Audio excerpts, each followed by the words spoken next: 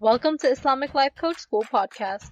Apply tools that you learn in this podcast and your life will be unrecognizably successful. Now your host, Dr. Kamal Akhtar. Hello everyone. Peace and blessings be upon all of you. Have you ever thought about how our brain helps us see and understand the world?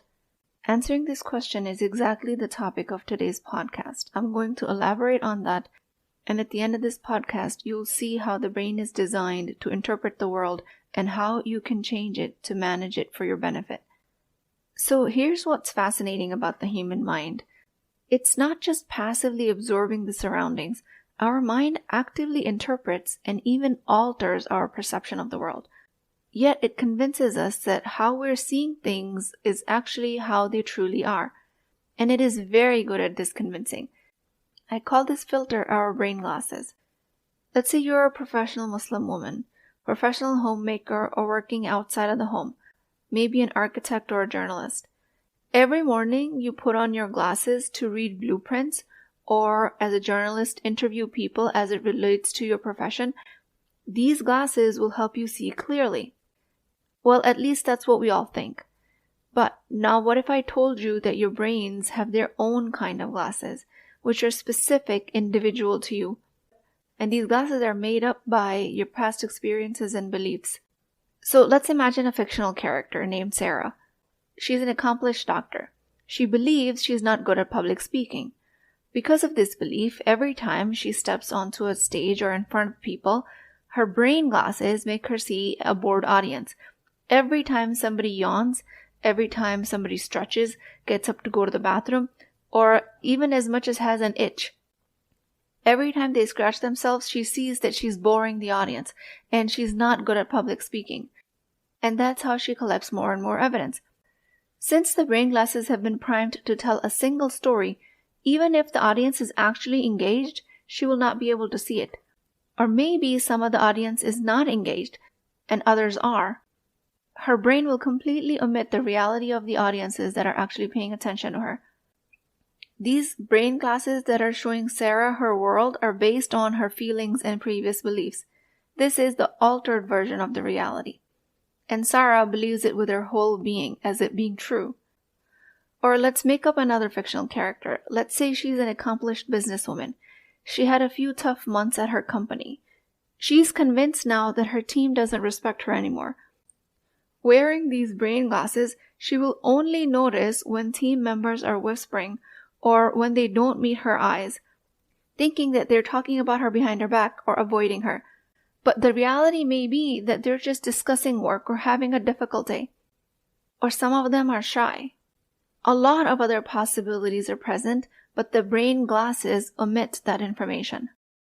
So these brain glasses color our world based on our past experiences, beliefs, and feelings. But the cool part is, just like we can change our regular glasses that we wear on our face, we can adjust our brain glasses too.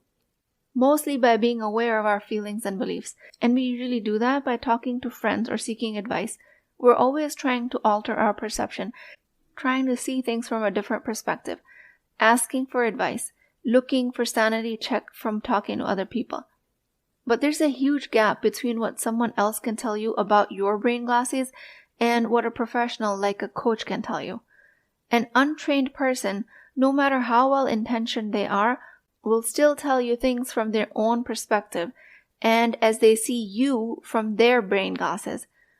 I'm not saying coaches or other change workers, licensed or otherwise, are completely free of bias. If they're human, they will have biases, and they will be wearing their own brain glasses. But professionals in this field go through rigorous training just to be able to see their own glasses and put them aside while they're trying to help you with yours. They put their perspective to the side when showing you your brain glasses. So with this level of work and investment in yourself, you can start to see the world in a clearer, more open-minded way. You can start by imagining a situation that you feel very sure about, and you're certain about it in a way. Just take a moment, ask yourself, is this what's really happening? Or is it just my brain glasses showing me a familiar picture? Sometimes just a little pause and a simple question like this gives you a fresh perspective, and it changes everything. How our brain operates is nothing short of a miracle. With all the advances in sciences, we're still discovering everything the brain can do. The brain itself is designed to interpret signs around us, and it will tell you the stories and present it to you as facts. The brain is designed to be certain about what it sees. But the problem is that the brain again commits errors of omission and errors of commission, and it does it all the time, meaning it does not see things that exist.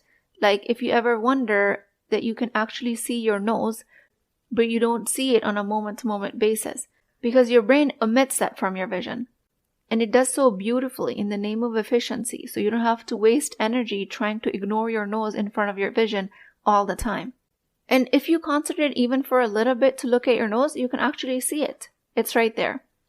That's an error of omission. But this error actually works in our favor. It conserves energy. And by the way, don't try to focus on your nose if you're driving.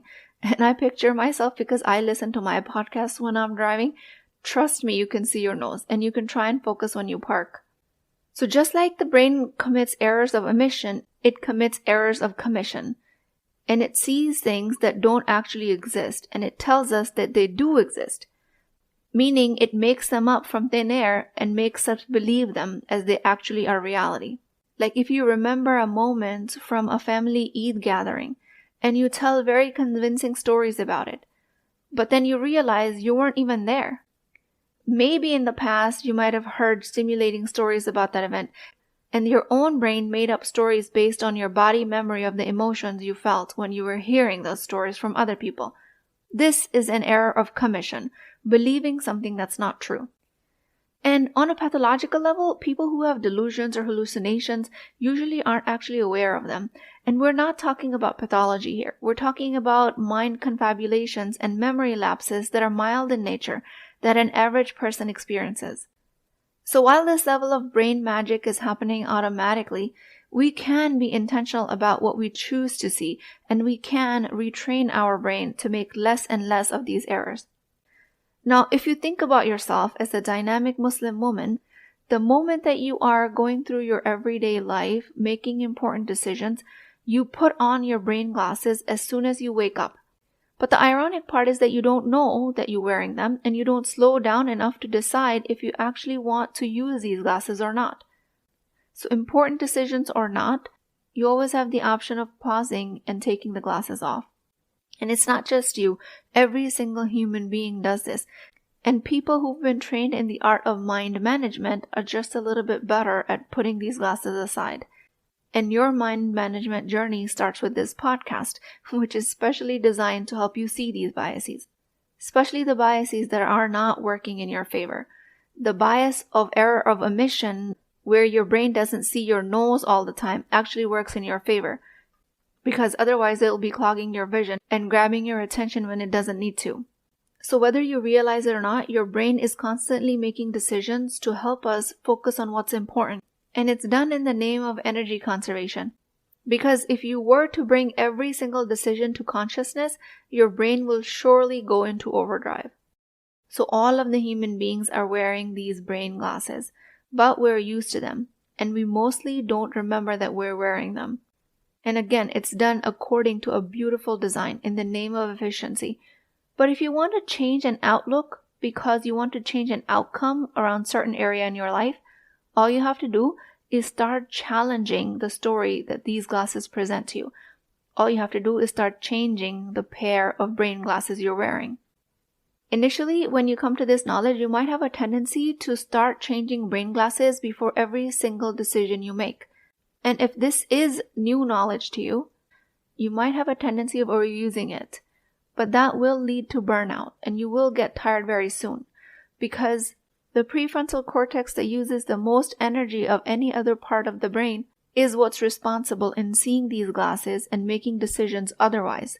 Meaning the prefrontal cortex helps us recognize fact from fiction, and it helps us make decisions based on facts, not just a preconceived notion or a pre-told story by the brain. And if you do that every waking moment of your life, then you're bound to be more tired than usual, and you will be binding yourself to create more exhaustion for yourself. That is not my intention here. Just pick and choose a few important decisions of the day and start there. Start small and continue. You don't have to view every single one of your decisions with a critical eye, at least in the beginning. So if you think you're bad at something, your quote-unquote brain glasses will only show you the times you mess up, and they will not show you the times when you do great. And the brain also goes to work on collecting past evidence, because once these brain glasses are in place, the mind goes to work on collecting evidence from the past of how it can support the evidence of how messed up you are on these occasions and how messed up you've acted in the past. If you consider yourself to be bad at managing money or a bad mother, then it will show you all of the evidence from your past and your memories about how you spent money frivolously, how you're bad at keeping receipts and returning items, how you're doing impulsive shopping, which again might or might not be true, but because of the brain glasses, you will only see selective evidence biased towards the claim that you're bad at managing money or you're bad at finding a spouse. And it will omit all of the information where you're actually good at those things. In terms of neuroscience, the brain's function is heavily influenced by cognitive biases. These biases stem from your brain's neural pathways that have been formed and reinforced over time, leading you to prioritize certain types of information over others. When you're confident about something, it's because your brain in the past has recognized patterns from previous experiences, and it quickly jumps to conclusions using those previously used pathways or patterns. This efficiency in our neural pathways is an evolutionary advantage, enabling us to make rapid decisions without expending much energy. But just so you understand, this very efficiency is what leads you on wild goose chases of trying to change other people, or trying to make them act differently, or trying to always be changing our circumstances. While it's efficient in presenting it information, and while it keeps us under the impression that it's presenting us factual information, it doesn't let us question it. So we go down a very inefficient path of trying to change things and people around us to try and change how we actually feel. And usually human beings spend a lot of energy trying to change things that they can't control, just because of this lack of knowledge or lack of understanding. Okay, so when we say we have evidence for a belief, we're often referring to neural activations that occur in response to certain stimuli. These activations are influenced by our pre-existing beliefs and synaptic connections. These synaptic connections, which are the way neurons connect with each other, are actually flexible.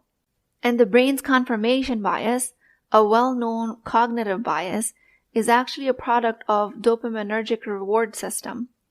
When you encounter evidence that aligns with your pre-existing belief, there's a release of dopamine, a neurotransmitter that I talk about a lot in this podcast that's associated with pleasure and reinforcement.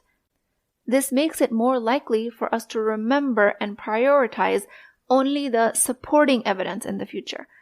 No matter how non-factual this supporting evidence is, and no matter how badly it makes you feel, the brain will always prioritize the pleasure response by confirming the bias when it shows you evidence supporting that you're bad at managing money.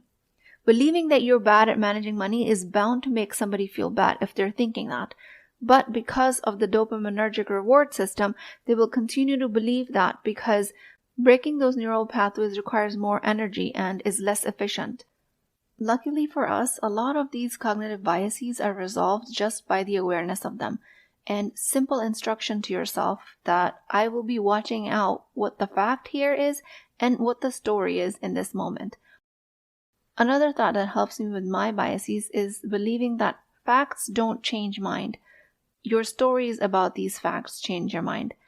So you can be information gathering, but you come up with the same conclusion if the brain glasses make you believe what you want to believe. And when presented with information that contradicts your belief, the conflict induces feelings of discomfort. And then, as a protective measure, the brain dismisses or devalues this contradictory evidence to maintain cognitive coherence. When your belief or thoughts go on a metaphorical trial, because let's say you decided to question them based on what you learned in this podcast up until now, the hippocampus, a region in your brain responsible for memory consolidation, it has stored information that is in line with your existing beliefs. So if you try and challenge these beliefs, it will show you only memories that support brain's existing claim, entirely overlooking any contradictory details, thus making it seem like that the belief is true solely on accumulated evidence. Not to mention that questioning beliefs puts you in a very discombobulated state of cognitive dissonance. So everything put together, no wonder people don't jump at the opportunity of mind management. But neuroplasticity is your actual friend here.